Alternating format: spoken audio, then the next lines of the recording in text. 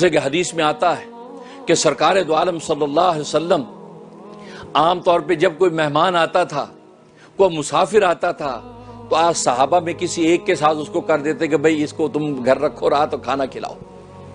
ظاہر ہے کہ قسم پرسی کا زمانہ تھا، فقر و فاقہ کا دور تھا، مدینہ کے اندر ابتدا میں اسی طریقے سے ترتیب چلتی تھی۔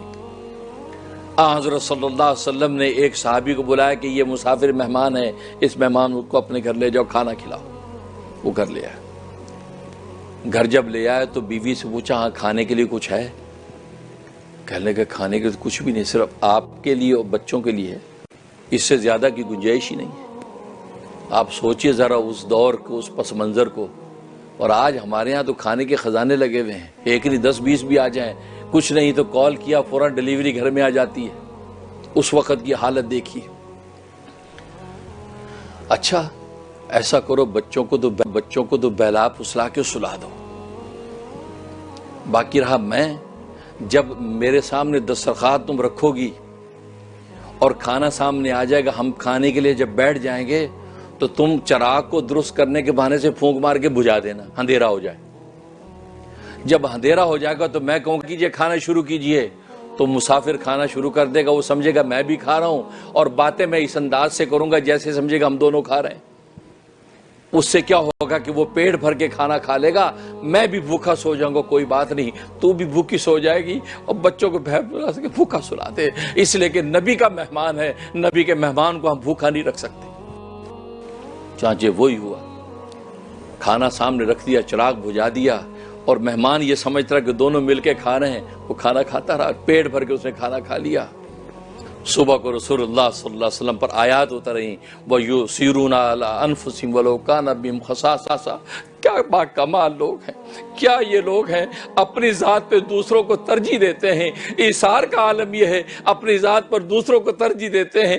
وَلَوْ كَانَ بِهِمْ خَصَاصَةٌ، حالانکہ خود بھی بھوک سے ہیں، خود بھی بھوکے ہیں، لیکن انہوں نے اپنی بھوک پر دوسرے کی بھوک کو ترجیح دے دی۔ یہ وہ لوگ ہیں، وَمَن يُوقَ نَفْسَهُ، قرآن نے کہا جس نے اپنے آپ کو لالچ سے بچا لیا، فَأُولَٰئِكَ هُمُ الْمُفْلِحُونَ، فرمایا کہ وہی فلاح پانے والے ہیں۔ اللہ اکبر، محمد رسول اللہ صلی اللہ علیہ وسلم۔ فرمایا کہ یہ ہے، یہ دیکھو ایثار کا جذبہ دکھایا ہے اور فلاح پا گئے۔ فرمایا کہ حالانکہ خود بھی بھوکے ہیں، یہ نہیں کہ پیٹ بھرے ہوئے ہیں، لیکن وہ اپنی بھوک پر دوسرے بھائی کی بھوک کو ترجیح دی۔ یہ تھا ایثار۔ ایک مرتبہ ایک صحابی بھوکے ہیں، گھر میں کسی نے سیری بھون کر بھیج دی، اب بھونی ہوئی سیری گھر میں آئی۔ ظاہر کہ سیری کو زمانے میں ہمارے ملکوں میں سیری کھانے کا رواج، اور یہاں کے ملکوں امریکہ وغیرہ میں سیری پائے ویسے پھینک دیتے ہیں، ان کو پتہ ہی نہیں سیری پائے میں جو لطف ہے، یہ سیری پائے کھانے والوں کو پتہ ہے۔ اب سیری آ گئی گھر میں، اب انہوں نے سوچا کہ یار ہو سکتا ہے میرا پڑوسی مجھ سے زیادہ بھوکا ہو، انہیں پڑوسی کو بھیج دی۔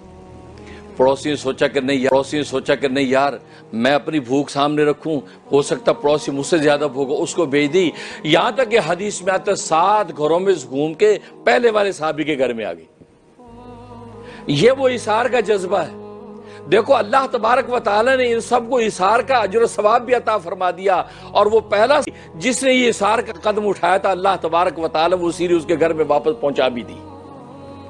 اس لیے کہ ایثار کا جذبہ دکھانے سے تمہارے رزق میں کمی نہیں ہوگی، تمہاری عزت میں کمی نہیں ہوگی، تمہاری ثروت میں کمی نہیں ہوگی۔ اللہ تبارک و تعالی کے خزانے وسیع ہیں، وہ تمہیں عطا کرے گا، ضرور کرے گا، لیکن اللہ تبارک تمہاری ایثار کا جذبہ دیکھتے ہیں۔ یہ جذبہ تو دکھائے، جذبہ دکھانا اس کا کام ہے، منزل پہ پہنچانا میرا کام ہے۔